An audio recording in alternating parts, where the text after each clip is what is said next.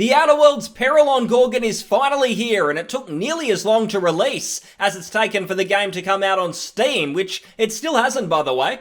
In this DLC, you'll get to see all your favourite characters again go on all new adventures, or not, because there weren't really any memorable characters in the base game at all, let's be honest. Anyway, I want to talk a bit about this release and also Obsidian's direction under Microsoft moving forward, so let's jump in. Hi, Estelden here. The Outer Worlds is an interesting one. I'll go to some corners of the internet and people are talking about how it's the greatest game ever. It's RPG perfection, you've got amazing dialogue choices, fantastic writing, you've got all of these quests. But then I'll check in with a whole other side of the internet who think the game's just mediocre, it's boring, and above all else it just feels really phony. The whole bring down the corporation side of the game, all of that shtick, it just feels really phony. Has no real depth to it. I understand why both sides share their opinion, and to clarify both sides, I find it's the more casual audience who do enjoy it. It's people who haven't really played that many good RPGs, which is fair, because not that many have actually been released in the last few years. You go back like 10 years ago, and you would get games like Dragon Age Origins, Fallout New Vegas, whereas you look at now, and the mainstream RPGs that people are gonna play, not just on the PC but also on console, and I'd say there's just a barren selection, so the Outer Worlds really does fill that gap in the market. If this is all you've really got to play because you might not dabble in indie games, you might not do research into other RPGs, then what are you really left with? You've got Assassin's Creed Odyssey, which Outer Worlds is better than, by the way, at least in the RPG department, which I am at least thankful for. That game, though, is more accessible than like a Wasteland 3 or a Divinity Original Sin, so for the average pick-up-and-play gamer, this is probably their benchmark right now. But the other side, so people who have got a lot of experience playing different RPGs, they've followed Obsidian's work, they've played all the Fallouts, other isometric games, all these different role-playing games, they've had a much easier time seeing the Outer Worlds for what it is. It feels like a cheap takeaway dinner. On paper, it's got all the elements that a good role-playing game should have. You've got the choices, you do have your stats, you've got your weapon mods, companion quests, all the things that you might love. But it's all been put together by someone who thought, hey, let's look at every RPG in the last 10 years and take a bit of everything from all of them and let's put it together in one game. Rather than making a game full of creativity and passion, that just doesn't feel like it's there in the Outer Worlds. Peril on Gorgon is the same, so this is the new big DLC. It's more of the same, which means people who liked it the last time around, they're probably going to have a very similar experience. If you weren't turned off by some of the bloated, unnecessary, lengthy dialogue and explanations in the base game, why would this turn you off now? It's not going to, but if you were looking for some more depth, hoping that Obsidian would listen to the core RPG audience's feedback, then you will not see that addressed with this DLC either. I don't want to spoil it for people who do plan to play through this, so I'll keep the story stuff to a bit of a minimum.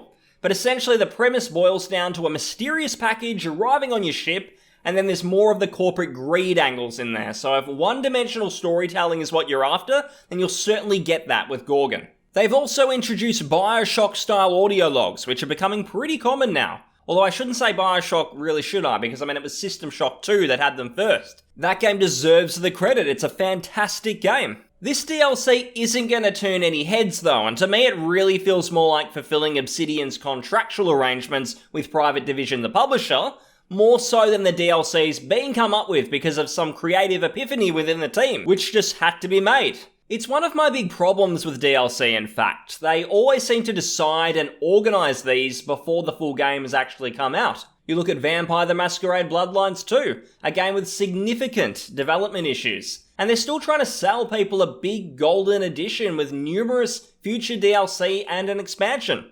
Additional content that feels organic and like the developers wanted to make it always feels much better, and you go back to Fallout New Vegas, which had some fantastic DLC, like Old World Blues and Dead Money in my opinion. The Witcher 3 DLC also felt like they were really trying to craft something interesting, and I do feel like they really pulled that off. People saw that sort of effort as more of an expansion rather than minimal content for an inflated price, which DLC just really feels like these days. The problem compounds on top of itself as well. You get these games like Marvel's Avengers, which launches at full retail price, has all these microtransactions included anyway, and when you call it out, you'll get the usual suspects. They'll tell you, oh, these games are going to give you the additional content for free. So those microtransactions, they've got to be in there to keep that free content funded. Well, to be honest, I'd rather pay for the content rather than have monetization schemes thrust upon me. That's how it used to be, and it was fine. Plenty of great old school expansions to games out there prove all that. The Outer Worlds does use a more standard pricing method. You buy the game, you buy the DLC or the pass, and that's it. There's no real schemes in there. Where the problem lies for me though is people straight away think that's like the best thing in the world, like just because the developer doesn't have like a monetization roadmap, that this is like the second coming. So what some people think is, because this game doesn't have microtransactions, because it's got RPG elements, well, it's surely got to be good. It's got to be better than 90% of what else is out there. And to be honest, the sad part is that it's kind of true. The game is better. It does have more integrity than most big games on the market. But that doesn't automatically make it a great game, and that's where I feel the crowd who really like this game really think that Obsidian struck gold with the Outer Worlds. They've kind of missed the mark a little bit. And obviously this is my opinion, and if you did enjoy the game and you think it did fantastic, great RPG stuff, then absolutely fine. I'm enjoying Wasteland 3, not everyone is, and that's absolutely cool too, but this is just the way I see it. I don't think we need to hold games to a lower standard just because the AAA industry has gone down the toilet. I think most fans would be in agreement that New Vegas is a better game than the Outer Worlds. That's how I feel based on a lot of time reading across various forums, social media, that the general verdict seems to be that it was a better game. And it's a little bit odd that it's the case, because New Vegas was rushed together. They were forced to use an engine they probably weren't that comfortable with, and making a Gamebryo game with FPS elements was a far cry from the kinds of RPGs that the Obsidian devs had worked on prior. Yet with Outer Worlds, they not only couldn't replicate it, they seemed to miss a lot of what people loved about that game. I felt like the abundance of loot around the map was just out of place in the world, and it seemed to just be there because you could pick up a bunch of stuff in New Vegas. It's like they were ticking a checklist around the office and going, okay, so people like this about New Vegas, we must include it. But it needs to fit the game. There are a ton of weapon options and choices to be made, but they were mostly redundant, because combat essentially boiled down to bullet-spongy enemies you just mowed down with whatever weapons you really wanted to use, regardless of your skills or build. All of these mediocre elements add up to the fact that the game was designed to safely ship copies to people who were sad they were getting no more Mass Effect or single-player Fallout, but not to actually sell you like the next iteration of those games. This was just meant to be a cheap knockoff replacement. I do want to say that we'll probably never know if Obsidian wanted to make the Outer Worlds the way it turned out, or if there was a bit of direction under Private Division. It is very possible that Private Division looked at Obsidian's catalogue and games like Pillars, titles like that, and sort of thought, right, that's a little bit too hardcore apparently for the average mainstream RPG consumer, and they wanted it to be more in line with something like a Mass Effect or a Bioshock. You can see the art influence in the Outer Worlds, for example. There's plenty of Bioshock there, plenty of that mainstream kind of influence, and it may be the reason that it comes across as more accessible. One of the reasons and one of the problems with the balancing, for example, in the game, where you feel like an absolute superhero at least halfway through, if not even before that, is potentially because of that problem, and Private Division might have tested the game, or they might have looked at the design and decided, right, this needs to be like really easy for anyone to play, we're putting money into like a mainstreamish kind of RPG experience, and we want to ensure that it can get out to everyone possible. So that might have been a reason for the game being dumbed down. I kind of hope that's the case, and not that Tim Kaine, the godfather of Fallout for God's sake, that he wasn't behind it being dumbed down and he's lost his touch. I really don't think it's the case, and I would hope not. But the Outer Worlds is old news to me now. I mean, these DLCs are going to come and go. They aren't going to really shape the industry, RPGs. It's just a forgettable game. And even those that liked it will likely move on pretty quickly once anything of real substance comes around again. But what is happening with Obsidian Entertainment? Because the talent who made that game, they're people who've given us fantastic titles in the past. Tim Kaine was one of the directors, and he created Fallout.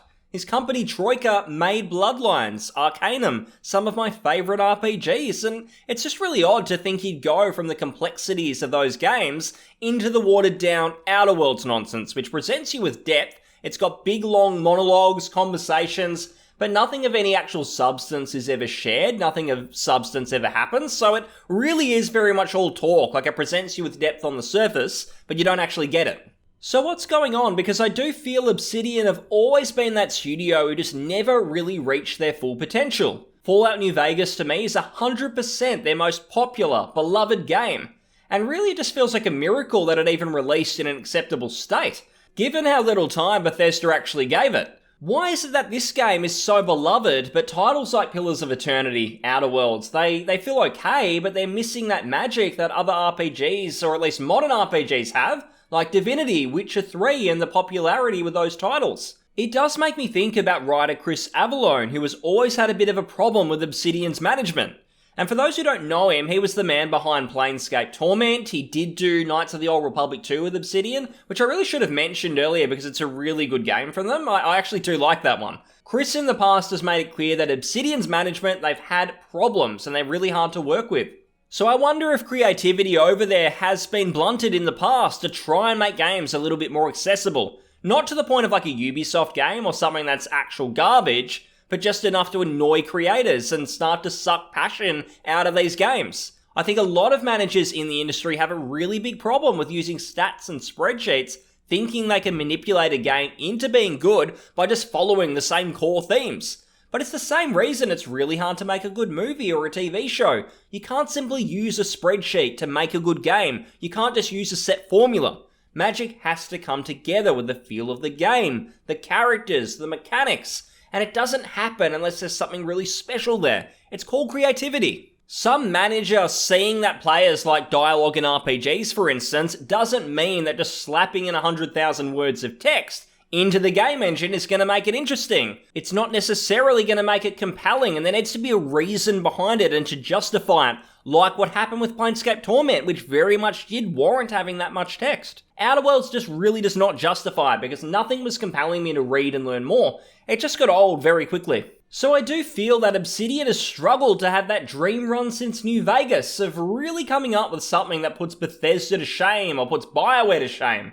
They're somewhere in the middle of better studios like Larian, CD Projekt Red. And I never thought I'd say this, but I mean, even in Exile at the moment, Wasteland 3 just feels way better than the Outer Worlds. It's far more interesting. Of course, we've now got Microsoft in the mix since they bought Obsidian not too long ago, and we've since got a glimpse of what Obsidian's future might look like with Grounded. I do think plenty of people on the fence of that buyout did start to worry when they saw that game. I mean, traditionally this is an RPG-focused studio, they're servicing a niche market with games like Pillars of Eternity, and then suddenly they want to make a multiplayer survival game apparently. It does sound a little bit suspect. I mean, in a way, yes, but also no. I imagine that Microsoft had some input, but it was made by Obsidian's smallest team, so it's not as if we're missing out on like a big title because of it. There does actually seem to be a bit of a following with it though. I mean, it's not personally my cup of tea. It's a co-op survival horror. No thanks, I'll probably stick to other things. But a bunch of people did get pretty shitty with IGN for giving it a 6 out of 10 and not waiting until it's completely finished. So there is that. There are a few defenders out there apparently. Aside from that though, it really is just Avowed that we know of as the future of Obsidian, aside from the last Outer Worlds DLC that's coming next year.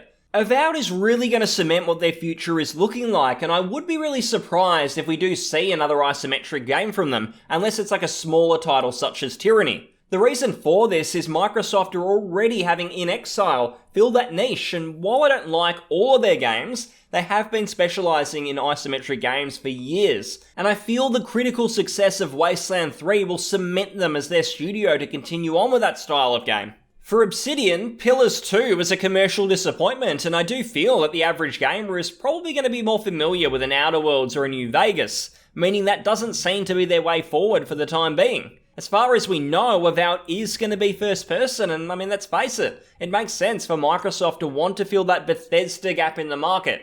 They're busy with 76, trying to deliver Starfield, which does sound like it's years away, so while they do their sci-fi thing, Obsidian swooping in with a Skyrim-like would make a bit of logical sense. That could be their future, and we really will just have to see if Avowed is where they take a step back. Reflect to see that the core RPG crowd has had some problems with the Outer Worlds, and they realise that interesting content is at the very heart of a quality RPG. You're going to remember that interesting content far more than the stats you picked, that gun you chose. The RPG elements should be there to support and elevate that content and the characters around you. And that is where Outer Worlds is lacking, and to me Pillars of Eternity had similar problems. If Obsidian can learn from that, they knock it out of the park next time, then we'll probably look back and blame the Outer Worlds faults more on Private Division, for trying to make it more accessible or something like that. Maybe they were to blame, but we're really on shaky ground when it comes to Obsidian Entertainment. They gave us the spiel in Outer Worlds about big corporations, now they're with Microsoft, so it may not bode well. It really might not. So Obsidian, I am a big fan of a lot of the talent within your studio. I do think you've got a lot of potential, you have made some very good games. But now is the time for you to really deliver if you don't want to get well and truly overtaken by other studios and simply become a Microsoft yes-man studio. So that's it for Outer Worlds this year. We've got the last DLC next year, and we'll see if Obsidian's able to put a bit more work into it and to make it something that the core RPG audience can really get behind and see if they can improve things. If not, we do have Baldur's Gate 3 Early Access at the end of the month. I'm really excited to check that out. But I will say this, when it comes to Peril On Gorgon, if you're choosing between this or Kingdoms of Amalur Re-Reckoning, I'll still pick this any day. I think, I'm not going to do a whole video on Re-Reckoning, but I think it's pretty much garbage. I didn't really like that game. It's pretty much like a single-player MMO. So out of the two, I still recommend Peril On Gorgon, and hopefully if you do buy it, you do have a bit of fun with it. Hope you enjoyed the video, and if you did, please comment, like, and subscribe. I'll see you on the next one. Thanks very much, and bye-bye.